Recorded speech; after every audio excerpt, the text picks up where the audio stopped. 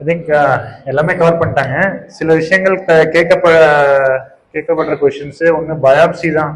ஏன்னா நான் surgeon, so என்கிட்ட பேஷண்ட்ஸ் கேட்கறது வந்து பயாப்சி பண்ணா பரவுமான்னு கேட்பாங்க. பயாப்சி பண்ணா பரவாது ஆக்சுவலி. அது பாப்புலரா ஒரு ஒப்பீனியன் இருக்கு, பயாப்சி பண்ணா பரவிடுவாங்க. எப்ப நம்ம கத்தி வச்சு பரவுதுன்னா, நம்ம ஒரு சர்ஜரி பண்ண போய் அது இன்கம்ப்ளீட்டா பண்றோம், அரைகுறையா பண்றோம்னா பரவும். இல்ல நம்ம சின்ன பயாப்சி தான் எடுக்கிறோம். பயாப்சிங்கிறது ஜஸ்ட் ஒரு ஊசி தான், நம்ம கீரை போறது இல்லை, சரிங்களா? ட்ரூ கட் பயாப்சிங்கிறது வந்து நார்மலா நம்ம ஒரு இன்ஜெக்ஷன் போடுறோம் இல்லையா, பிளட் எடுக்கிறோம், அதோட இன்னும் கொஞ்சம் பெரிய ஊசியா இருக்கும், ஒரு 1 mm போர் இருக்கும் அதுக்கு. ஸோ அந்த ஊசி போடுறதுனால பரவாது பயாப்சி. ஸோ கண்டிப்பா பயாப்சிக்கு பயப்படாம பயாப்சி பண்ணிக்கிறது பெட்டர்.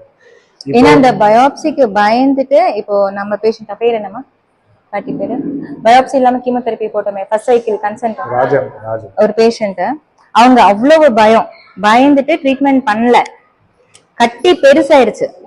உங்களுக்கு புரியுதா? அதுக்கப்புறம் வராங்க. சோ இந்த மாதிரி மிஸ்கன்செப்ஷன்ஸ் வேண்டாம் சார். அது அப்படியெல்லாம் கிடையாது. இல்ல அப்படியெல்லாம்.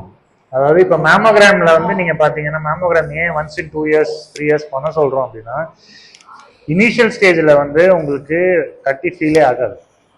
மேமோகிராம்ல அந்த கால்சியம் கட்டிக்குள்ள இருக்க கால்சியம் வந்து மேமோகிராம் எக்ஸ்ரேல தெரியும், டாட் டாட் டாட் டாட்டா தெரியும்.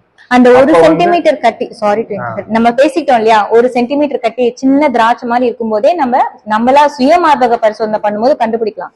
மேமோகிராம்ங்கிறது அதை விட ஒரு படி மேல. எப்படின்னா அந்த 1 சென்டிமீட்டர் கட்டி ஃபார்ம் ஆகிறதுக்கு முன்னாடியே வந்து அந்த கால்சியம் டெபாசிட் மாதிரி புள்ளி புள்ளியா தெரியும். அது நமக்கு இன்னும் கூட கிளினிக்கலா பிரஸ்ட் எக்ஸாமினேஷன் பண்ணும்போது உங்களுக்கு ஃபீலே ஆகாது. நீங்க